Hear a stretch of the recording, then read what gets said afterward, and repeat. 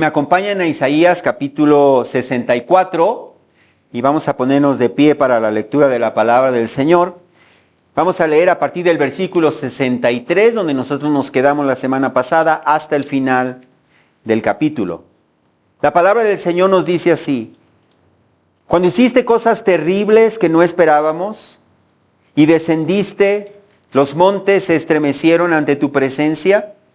Desde la antigüedad no habían escuchado, ni dado oído, ni ojo había visto a un Dios fuera de ti que obrara a favor del que espera en él. Sales el encuentro del que se regocija y practica la justicia, de los que se acuerdan de ti en tus caminos. He aquí te enojaste porque pecamos, continuamos en los pecados por mucho tiempo. ¿Y seremos salvos?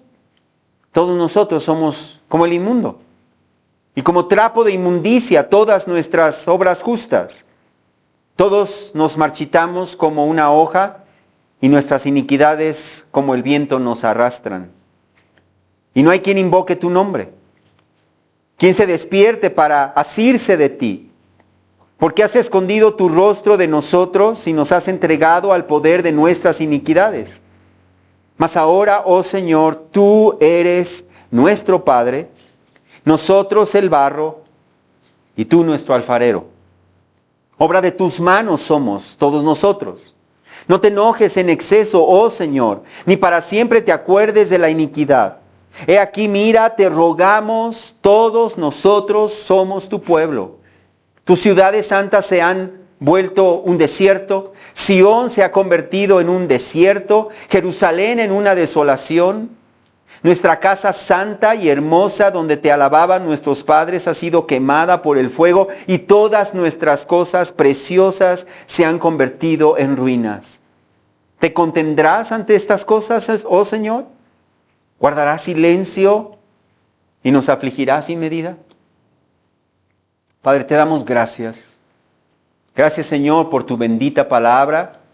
Gracias, Señor, que tú no solamente la inspiraste, sino que la has conservado, Señor, a través de los siglos como un firme testimonio, Señor, para tu pueblo, de todas las edades, de todas las generaciones, de manera que seamos guiados por ella, que seamos transformados por ella, Señor, y que vengamos a un conocimiento cada vez más profundo de ti y de tus propósitos, Señor. Te pedimos que hoy hables a nuestro corazón por medio de ella. Disponemos nuestro corazón y te pedimos, Señor, que nos des oídos para oír, ojos para ver y un corazón para entender.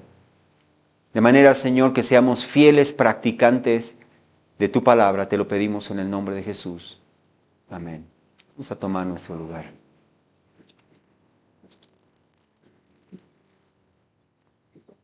El Espíritu Santo nos enseña en su palabra que antes de venir a la fe en Cristo, cada uno de nosotros éramos tinieblas. Éramos tinieblas. Pero ahora que estamos en Cristo, que hemos sido trasladados del reino de las tinieblas al reino de su Hijo amado, ahora somos luz en el Señor. Por lo tanto, nos dice el Espíritu Santo, debemos andar, debemos vivir como hijos de luz en medio de un mundo que está sumido en las tinieblas. Jesús nos ha ordenado que brille la luz de ustedes delante de los hombres, que brille su luz delante de los hombres, de manera que vean sus buenas acciones y que glorifiquen al Padre que está en los cielos. Sin embargo, en lugar de ser luz en medio de tinieblas, cada vez más gente en las iglesias cristianas viven como la gente del mundo. Y como resultado, la iglesia ha dejado de tener el impacto en el mundo que antes tenía. Ya no somos aquellos que trastornan el mundo. Hemos dejado de ser aquellos que le dan la vuelta al mundo. Nuestro conocimiento teológico no se traduce en un estilo de vida piadoso. Y a causa de nosotros, por causa de nuestra manera de vivir, el nombre de Dios es blasfemado entre los no creyentes. Isaías vio por el Espíritu Santo que esto mismo también sucedería entre los judíos que iban a regresar del cautiverio babilónico. Muchos judíos, al regresar a su tierra, en lugar de volverse al Señor y dejar ser transformados por el poder de Dios, regresarían a su tierra para seguir con el mismo estilo de vida que ellos aprendieron de un mundo pagano. Y por eso el Señor les advirtió que en el futuro, el guerrero victorioso, como vimos la semana pasada en Isaías 63, el guerrero victorioso, el Mesías, vendrá a pelear, a derrotar y a destruir por completo a todos los rebeldes que vivan en desobediencia a Él. Y a todos aquellos que le hacen mal a su pueblo. El Señor les recordó el testimonio de la historia. Que Él los había salvado de la esclavitud en Egipto con su brazo poderoso y que los había guiado en el desierto, pero que cuando ellos se rebelaron y afligieron su Santo Espíritu, Él se convirtió en su enemigo y peleó contra ellos. De allí que entonces los judíos que regresarían a su tierra, al ver el estado espiritual de la nación, al ver su condición espiritual, ellos debían clamar al Señor. Mira desde el cielo. Tú eres nuestro Padre, nuestro Redentor. Vuélvete por amor a tus siervos. Oh, si tú rasgaras los cielos y descendieras. Y en el resto del capítulo 64, que como dijimos la semana pasada, capítulos 63 y 64, en realidad es un solo pasaje acerca del clamor de su pueblo a Dios.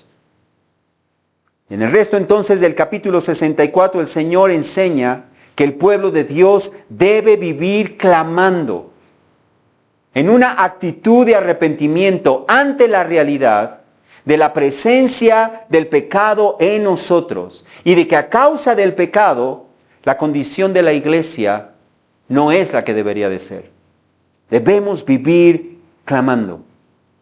Y en este pasaje que hoy vamos a continuar viendo, veremos 3 verdades acerca del Señor que nos deben motivar a clamar continuamente a Él. 3 verdades acerca de Dios. Número 1, que el Señor es el Dios ayudador.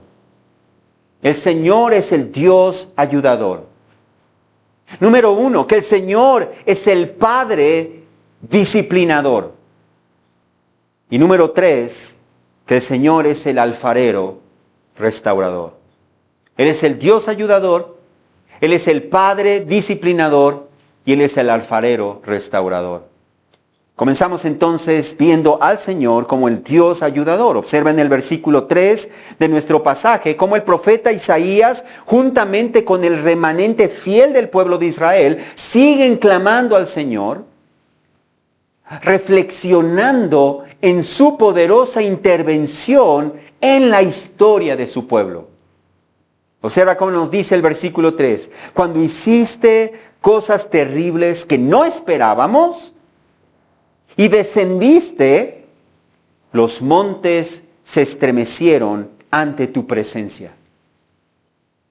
Cuando el Señor descendió, después de haber salvado al pueblo de Israel con mano poderosa de Egipto, y Él los sacó sin la ayuda de nadie al desierto, Él se encontró con ellos en el monte Sinaí. Y cuando el Señor descendió sobre el monte Sinaí para hablar a su pueblo, los montes se estremecieron ante su presencia. El monte Sinaí se estremeció ante su presencia. En las Escrituras los montes son un símbolo de aquello que es lo más estable, de aquello que es lo más seguro, de aquello que es lo más inamovible, de aquello que es inmutable. Pero el Señor puede hacer estremecer cualquier cosa. El Señor puede hacer estremecer cualquier circunstancia, por más fuerte, por más difícil, por más grande, inamovible que parezca. Ninguno de los dioses falsos de las naciones jamás ha hecho algo así, porque no existen. Son producto de la imaginación de los pueblos. Pero Dios, el Dios verdadero, el Dios vivo, el Dios de Israel, intervino en la historia. Y Él manifestó su presencia. Y el monte Sinaí temblaba ante su presencia cuando Él descendió de los cielos. Y es por eso que Isaías añade en el versículo 4, desde la antigüedad no habían escuchado ni puesto atención, ni el ojo había visto un Dios fuera de ti que obrara a favor de los que esperan en Él. A diferencia de los dioses falsos de las naciones, el Señor intervino de una manera visible, de una manera palpable, demostrando su poder ante los ojos de todo el pueblo. Él no apareció en secreto solamente a Moisés. Moisés no descendió del monte Sinaí simplemente contando una experiencia sobrenatural. El pueblo de Israel, a los pies del monte Sinaí, vio la extraordinaria grandeza de la gloria de Dios. Pero notemos que el Señor obra, dice allí, poderosamente en favor de ¿quién? Dice el texto, en favor de los que esperan en Él. El Señor obra en favor de los que esperan en Él. Pero ¿qué es esperar en Él? ¿Qué es esperar en Él? Un comentarista bíblico señala que esperar en Él significa ejercitar una fe paciente, una fe confiada, una fe expectante. Eso es esperar en Él. Ejercitar una fe paciente, confiada y expectante.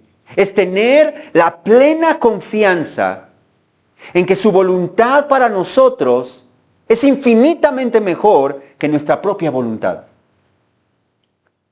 Y que es mejor que algo suceda en el tiempo de Dios a que suceda por mi propia voluntad, por mi propia iniciativa, en mi propio tiempo. El Salmo 22, versículos 4 al 5 nos recuerda: en ti confiaron nuestros padres, confiaron y tú los libraste. A ti clamaron y fueron librados. En ti confiaron y no fueron decepcionados. De igual manera, el Salmo 25, versículo 3 recalca que ciertamente ninguno de los que esperan en ti será avergonzado. En cambio, fíjate bien, serán avergonzados los que sin causa se rebelan. Pero esperar en el Señor, hermanos, no es algo pasivo. Nosotros entendemos muchas veces que confiar o esperar más bien en el Señor es algo que me siento y no hago nada.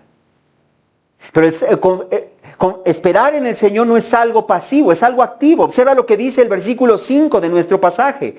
Sales al encuentro del que se regocija en practicar la justicia, de los que se acuerdan de ti en tus caminos.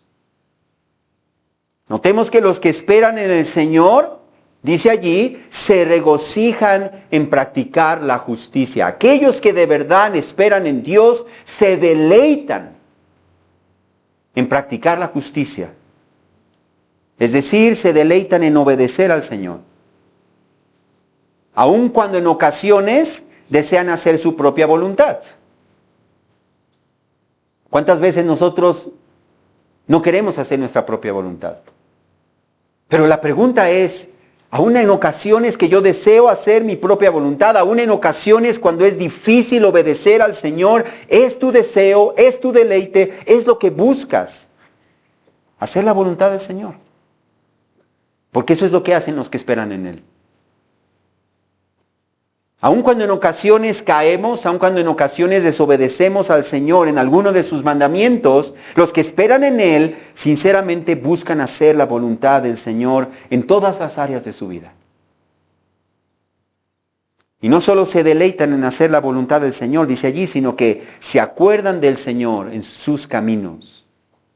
Es decir, andan en los caminos del Señor, pero se acuerdan del Señor en esos caminos. Y ese verbo que utiliza allí el Espíritu Santo de acordarse, comunica la idea de tener presente. Comunica la idea de tener en cuenta. Incluso se traduce en algunos pasajes como invocar. Así que entonces ellos buscan al Señor, ellos invocan al Señor, ellos tienen presente al Señor en su vida. Y quienes viven así, deleitándose en obedecer al Señor y en comunión continua con el Señor, invocando continuamente al Señor, nos dice allí, el Señor les sale al encuentro para mostrarles su favor. Así que debes preguntarte, ¿vivo buscando andar en obediencia al Señor? Aún a pesar de mis fallas, de mis debilidades, ¿me deleito en practicar la justicia? ¿Vivo acordándome del Señor, consciente de que en todo momento estoy delante de su rostro? ¿Vives buscándole todos los días porque te deleitas en vivir en comunión con Él?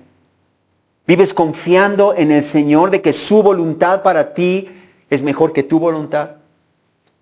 ¿De que sus tiempos son mejores que tus tiempos? Si vives así, entonces el Señor te promete que te saldrá al encuentro y que te mostrará su favor. Porque Él es el Dios ayudador. El Dios ayudador en favor de aquellos que esperan en Él. Número 2. Él es el Padre disciplinador. Él es el Padre disciplinador. Observa en el versículo 5, la segunda parte, Isaías hace un contraste. Pero te enojaste. Y nos dice por qué se enojó Dios. Te enojaste porque pecamos. Observa que no dice solamente te enojaste como si fuera un Dios iracundo y su ira fuera irracional, descontrolada. Nos dice te enojaste porque pecamos.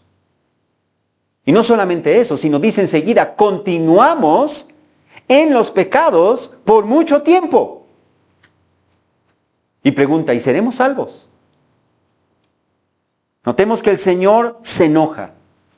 Y notemos que el Señor se enoja no solamente ante el pecado de los inconversos. Él se enoja ante el pecado de los miembros de su propio pueblo. De aquellos que pecan contra Él. Eso nos muestra que Dios no es indiferente ante nuestro pecado.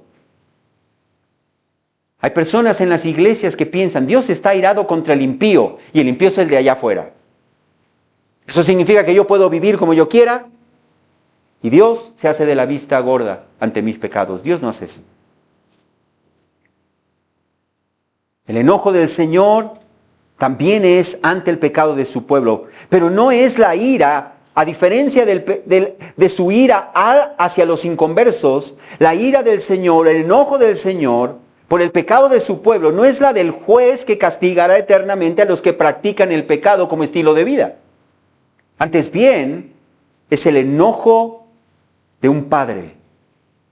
Es el enojo, es el desagrado de un padre amoroso cuando sus hijos escogen el camino del mal, que al final de cuentas les va a destruir.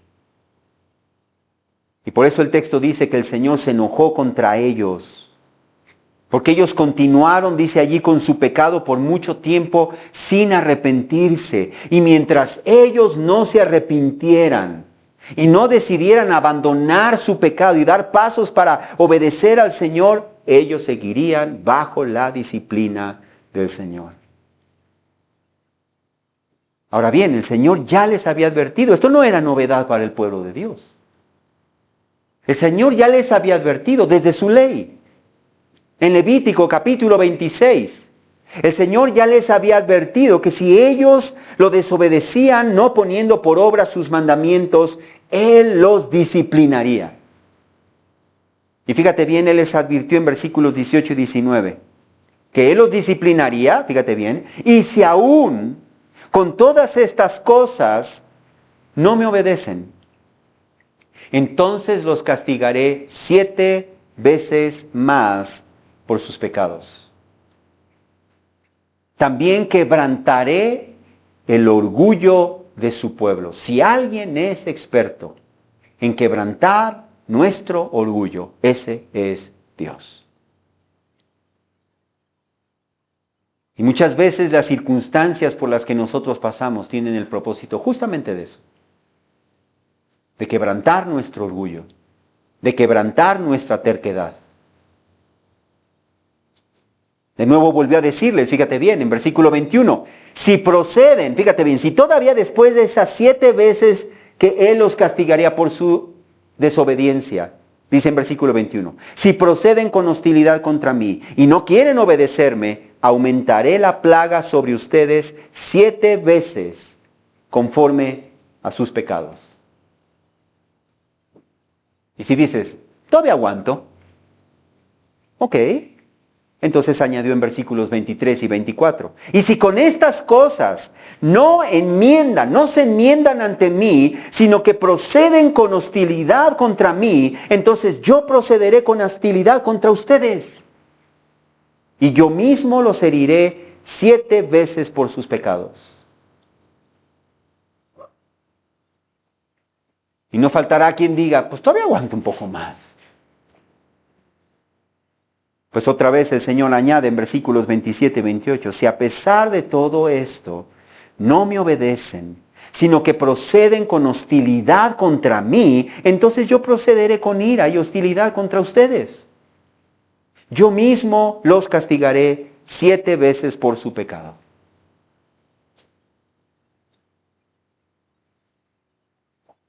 Pero luego dice en versículos 40 y 42, si confiesan su iniquidad, ¿te das cuenta cuál es el propósito de Dios con toda esta disciplina? Si confiesan su iniquidad y la iniquidad de sus antepasados por las infidelidades que cometieron contra mí y también porque procedieron con hostilidad contra mí, o si su corazón incircunciso se humilla y reconocen sus iniquidades, entonces me acordaré de mi pacto con Jacob. Me acordaré también de mi pacto con Isaac y de mi pacto con Abraham. Y me acordaré de la tierra. Si tan solo ellos se arrepienten. Si tan solo nosotros nos arrepentimos, no tenemos que pasar por eso. Pero les aclaró en versículos 43 y 44, mientras tanto o entre tanto, ellos pagarán su iniquidad, porque despreciaron mis ordenanzas y su alma aborreció mis estatutos. Sin embargo, a pesar de esto, cuando estén en la tierra de sus enemigos, no los desecharé, ni los aborreceré tanto como para destruirlos, quebrantando mi pacto con ellos, porque yo soy el Señor su Dios. La disciplina del Señor no es para una destrucción final y definitiva. Es para llevarnos al arrepentimiento. Y es por eso que en Proverbios 28, versículo 13 y 14 nos advierte que el que encubre sus pecados no prosperará. No prosperará.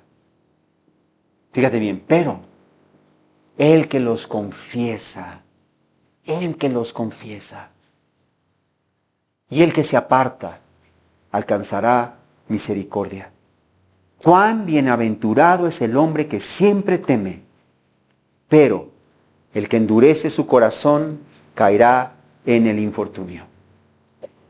Estas palabras son palabras de ánimo para nosotros, pero también de advertencia. No endurezcas tu corazón. Al contrario, sé sensible a la voz del Señor, a la voz de su Espíritu, cuando nosotros pecamos. Y alguien pudiera decir, bueno, eso es algo del Antiguo Testamento. Pues en el Nuevo Testamento, en el libro de Hebreos, capítulo 12, versículos 5 y 7, el Señor vuelve a repetirnos, hijo mío, no tengas en poco la disciplina del Señor. Ni te desanimes al ser reprendido por Él, porque el Señor al que ama. Escucha esto, al que ama, disciplina. Y azota a todo el que recibe por hijo. Pero escucha enseguida, dice, es para su corrección que sufren. Dios los trata como a hijos. Y en versículos 10 y 11 nos aclara que Él nos disciplina, dice, para nuestro bien, para que participemos de su santidad. Al presente, ninguna disciplina parece ser causa de gozo, sino de tristeza. Sin embargo, a los que han sido ejercitados por medio de ella, después les da fruto apacible de justicia. Pero como el pueblo de Israel continuó en sus pecados, como dice allí, sin arrepentirse por muchos días, como ellos mismos reconocían, sin arrepentirse por muchos días, entonces la disciplina del Señor continuaría y seguiría con ellos y no se salvarían de esa disciplina hasta el día presente. Y seguiremos hasta que Cristo regrese y ellos vengan al arrepentimiento. Y lo mismo sucederá con nosotros si no nos arrepentimos, si no tomamos pasos para abandonar el pecado. No defendamos el pecado, hermanos. Yo creo que todos necesitamos en nuestro carácter ser transformados a la imagen de Cristo.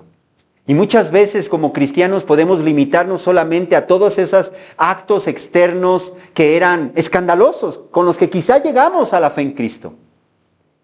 Pero conforme esas cosas se van, muchas veces nos olvidamos de que hay mucho más en nuestra vida que tiene que ser moldeado. Y quizá la parte más difícil es la de nuestro carácter. Y quizá muchos se escudan y se defienden detrás de yo siempre he sido así.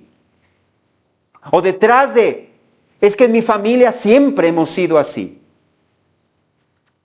Pero cuando haces eso, lo que estás haciendo es acariciar tu pecado.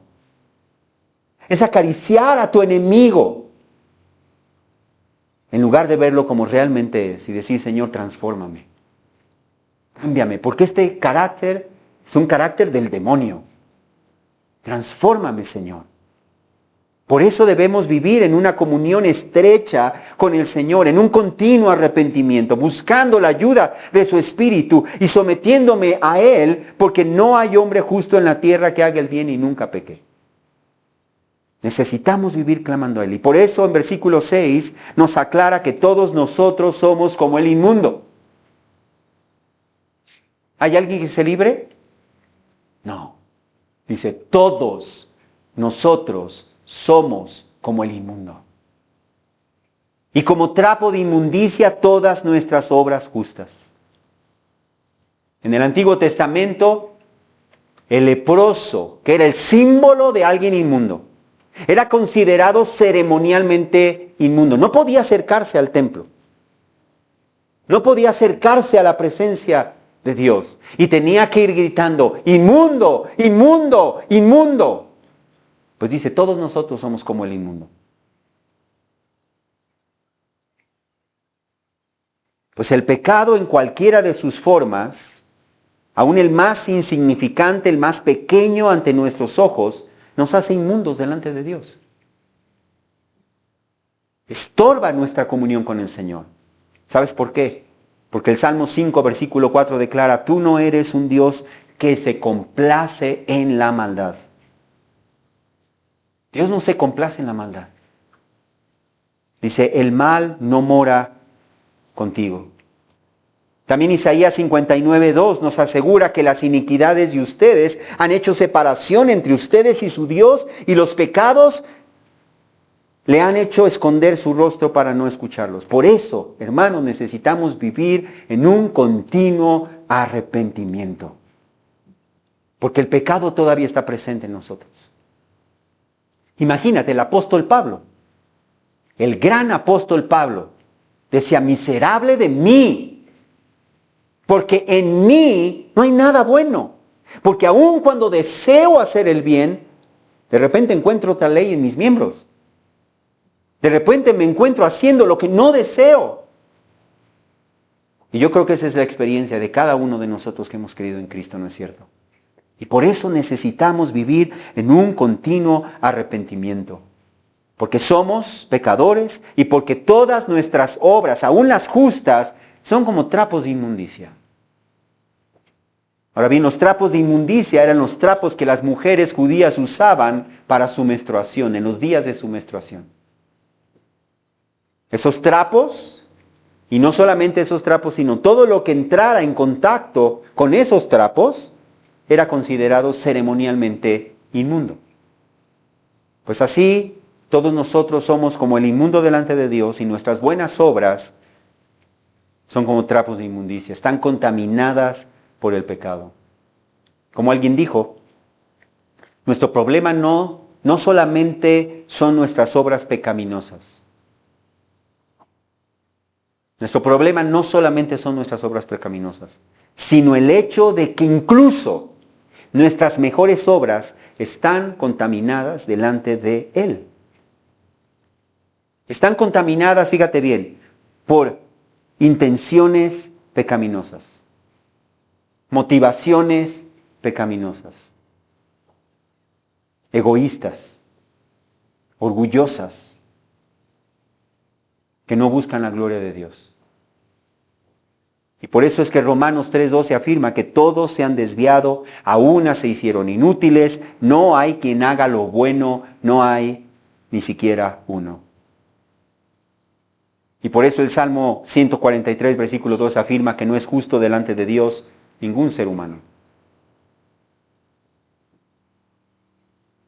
La única manera en que nosotros podemos ser justos delante de Dios es creyendo en Cristo. Porque sus obras no estaban, sus buenas obras, no hubo malas obras, pero todas sus obras eran buenas y ninguna de sus obras estuvo contaminada por motivaciones equivocadas. Lo único que él buscaba era la gloria de Dios. Y él obedeció al Padre en perfecta obediencia, en perfecta justicia. Y a todos aquellos que creen en Él nos viste con esa justicia. Esa es la única manera en que nosotros podemos venir delante de Dios y presentarnos por Él. No por nuestra propia justicia, por las obras justas de Cristo. Pero Isaías añade otra imagen de nuestra condición espiritual en el versículo 6. Todos nos marchitamos como una hoja y nuestras iniquidades como el polvo nos arrastran. Observa esta imagen. Una hoja, mientras permanezca pegada a la planta, se mantendrá viva. Pero una hoja que se desprende de la planta, invariablemente, se va a marchitar, se va a secar, se va a morir y va a ser arrastrada por el viento. Y eso es lo mismo que Jesús nos dijo a nosotros, ¿no es cierto? Yo soy la vid, ustedes los pámpanos. El que permanece pegado a mí, ese lleva mucho fruto. Porque separados de mí, nada pueden hacer. Somos como una hoja que se marchita, se seca y es arrastrada por el viento. Isaías añade en el versículo 7 que el pueblo de Israel había llegado a un punto en el que no hay quien invoque tu nombre. Imagínate, no hay quien invoque tu nombre. Estamos hablando del pueblo de Dios. No hay quien invoque tu nombre, quien se despierte para agarrarse de ti, porque has escondido tu rostro de nosotros y nos has entregado al poder de nuestras iniquidades. Eso es lo que nos hace el pecado. El pecado nos engaña, el pecado nos envuelve, el pecado nos ciega, el pecado nos encadena para que no invoquemos al Señor, para que no corramos a sus pies, para que no nos agarremos de Él con uñas y dientes.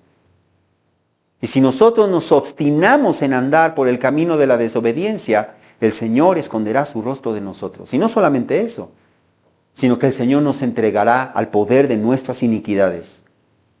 De tal manera que el pecado nos envolverá, nos encadenará, se hará cada vez más fuerte en nuestra vida y no podremos hacerle frente. No hagamos eso entonces. Por eso debemos vivir en un continuo arrepentimiento. Lo mejor que podemos hacer es que tan pronto nos damos cuenta de que hemos hecho algo que Dios prohíbe, por más pequeño que parezca, En cuanto nos damos cuenta que hemos desobedecido a lo que Dios manda,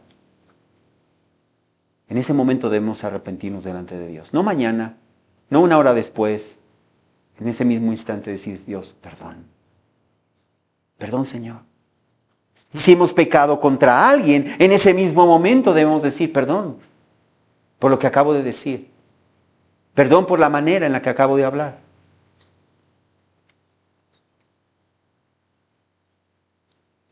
Sabiendo que el Señor nos promete en 1 Juan 1:9 que si confesamos nuestros pecados, Él es fiel y justo para perdonar nuestros pecados, fíjate bien, y limpiarnos de toda maldad. ¿Con qué podemos limpiarnos a nosotros mismos de nuestra maldad? No podemos. La única manera es si nos arrepentimos delante de Él y confesamos nuestro pecado. Él es poderoso para no solamente perdonarnos, sino para limpiarnos de toda maldad.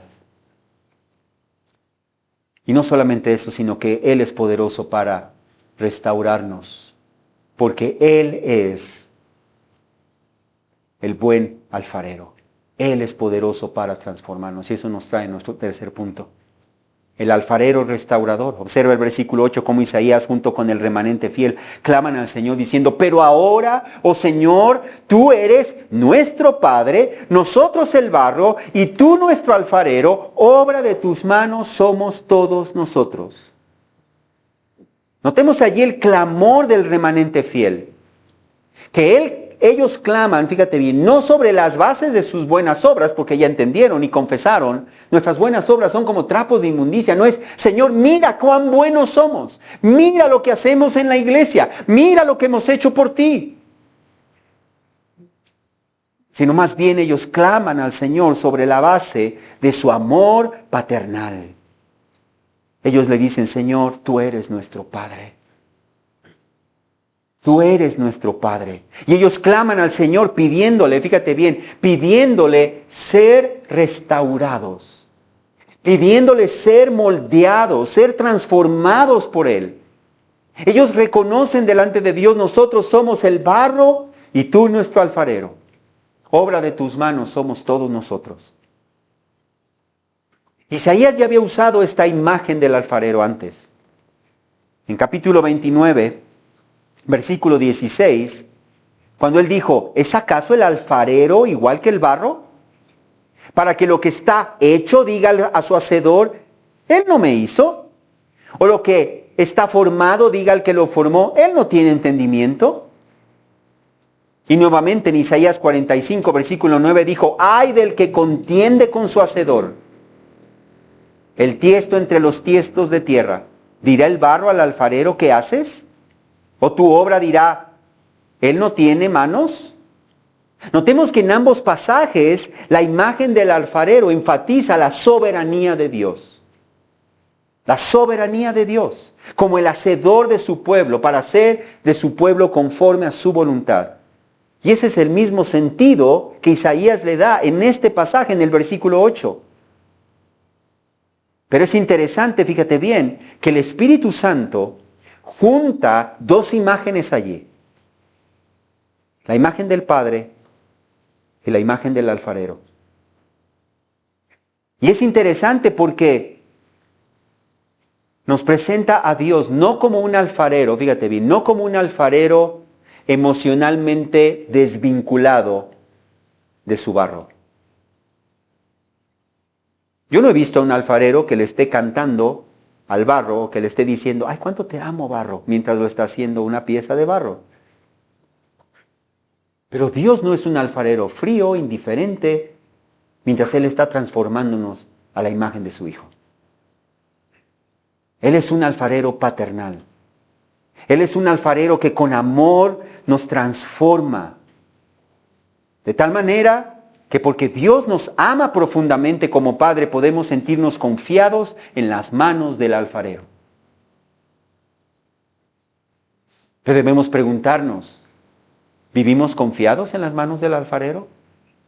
¿O vivimos pensando, como dice en los pasajes de Isaías, yo no sé si Dios sabe lo que está haciendo?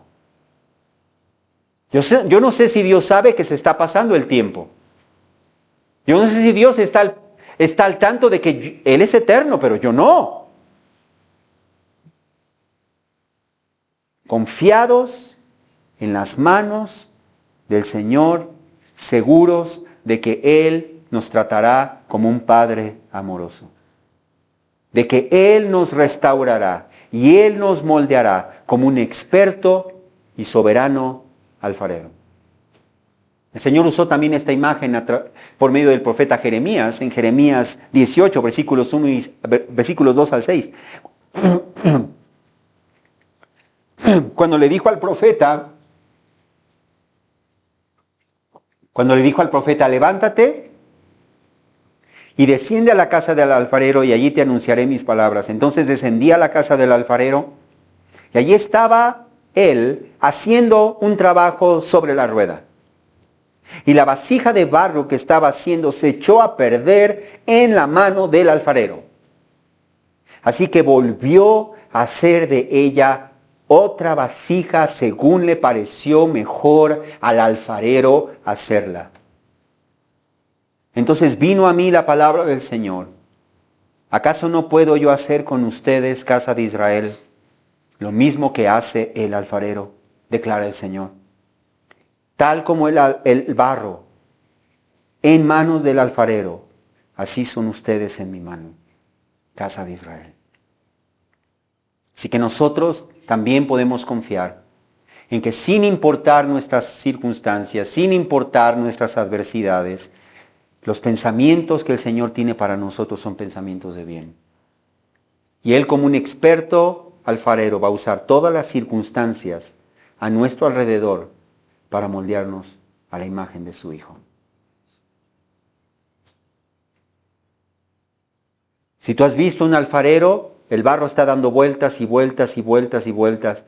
Y la manera en que Él transforma esa bola de barro en una vasija útil es a través de la fricción continua. Sus manos friccionando y dando forma a esa bola de barro. Pues así somos nosotros en las manos del alfarero. Así que las fricciones de la vida, las fricciones que nosotros vemos como grandes, tienen un buen propósito. Moldearnos a la imagen de su Hijo. Y es por eso que en versículo 9 su pueblo arrepentido le pide al Señor: no te enojes en exceso, oh Señor, ni para siempre te acuerdes de la iniquidad. Mira, te rogamos, todos nosotros somos tu pueblo. Notemos que el pueblo arrepentido no le pide que no se enoje, no le pide que no los discipline, simplemente claman por su compasión y misericordia, de manera que no se enoje en exceso, ni que para siempre se acuerde de la iniquidad de ellos, sino que los trate con compasión, porque ellos saben que lo que merecen es ser destruidos.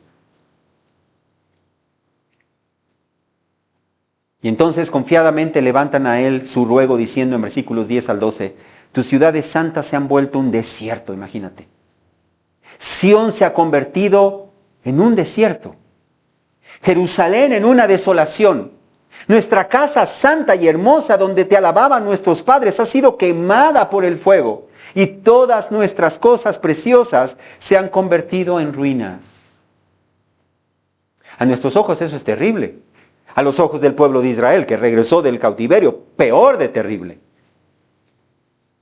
Pero el alfarero estaba transformando a su pueblo. Y entonces ellos preguntan, ¿te detendrás ante estas cosas, oh Señor? ¿Guardarás silencio y nos afligirás sin medida? Y allí termina. No hay una respuesta allí. Pero aunque el texto no nos da de manera explícita una respuesta, sino hasta el siguiente capítulo, la respuesta del Señor es obvia. Al regresar del cautiverio, los israelitas iban a encontrar su tierra desolada, Jerusalén destruida, el templo quemado por el fuego, sus cosas preciosas convertidas en ruina. Pero el Señor no se detendrá, el Señor no guardará silencio, el Señor no afligirá a su pueblo bajo su disciplina sin medida hasta el extremo de destruirlos. Porque ese no es el propósito de su disciplina. sino más bien llevarlas al arrepentimiento, llevarlos al camino nuevamente de la obediencia al Señor para disfrutar la comunión y la bendición con Él. Por lo tanto, yo quiero animarte a esperar confiadamente en el Señor. A esperar confiadamente en el Señor. Y que como vimos, confiar en el Señor no es estar sentado y seguir con tu estilo de vida. No, no, no. A esperar confiadamente en el Señor, deleitándote en vivir en obediencia a Él, tanto como puedas en el poder de su Espíritu. Que esa sea tu meta cada día. En lugar de decir, bueno, todos somos pecadores. En lugar de decir, un día Él me va a transformar a su gloria. Decir, ¿cómo hoy, Señor, puedo ser más a la imagen de tu Hijo que el día de ayer? Y al día siguiente, ¿cómo hoy puedo ser más a la imagen de tu Hijo que el día de ayer? Cámbiame, transfórmame. Ayúdame a vivir en obediencia a ti, consciente de que vives en todo momento delante de Dios. No olvidemos que el Señor aborrece el pecado aún en la vida de sus hijos. Nuestro pecado despierta su desagrado paternal. Por lo tanto, seamos prontos para arrepentirnos. Seamos prontos para arrepentirnos. De tal manera que el Señor no esconda su rostro de nosotros y no nos entregue al poder del pecado. Y roguemos cada día al Señor que Él siga obrando en nosotros mientras permanecemos en una comunión estrecha con Él, porque separados de Él nada podemos hacer. Tú puedes pedirle al Señor hasta el cansancio que Él te transforme. Pero si tú no tienes tiempo para meditar en su palabra, si tú no tienes tiempo para dejar que su palabra renueve tu manera de pensar, solamente queda una buena petición, porque el Señor ha escogido un medio para transformarnos. Y ese medio es la renovación del Espíritu Santo que usa la palabra, su palabra, para cambiar tu manera de pensar, de tal manera que cambie tu manera de vivir. Vamos a orar. Padre, te damos gracias, Dios. Te pedimos, Señor, que trabajes en nosotros como el alfarero en el barro. Síguenos moldeando, Señor. Hay tanto que moldear en nosotros. Que no nos conformemos pensando que ya somos una obra hecha. Síguenos transformando, Señor. Aplica la presión y la fricción que sea necesaria aplicar. En las áreas que sean necesarias. Pero que seamos transformados y moldeados a tu imagen, Señor. Porque tú eres el buen alfarero, que nos ama paternalmente. Ayúdanos a confiar en que tu trato y tu propósito es bueno para con nosotros, Señor. Y ayúdanos cada día a esperar en ti, mientras tú nos transformas a la imagen de tu Hijo, como por el Espíritu, que es el Señor. Te lo pedimos en el nombre de Jesús, Dios, y para la gloria de tu nombre. Amén.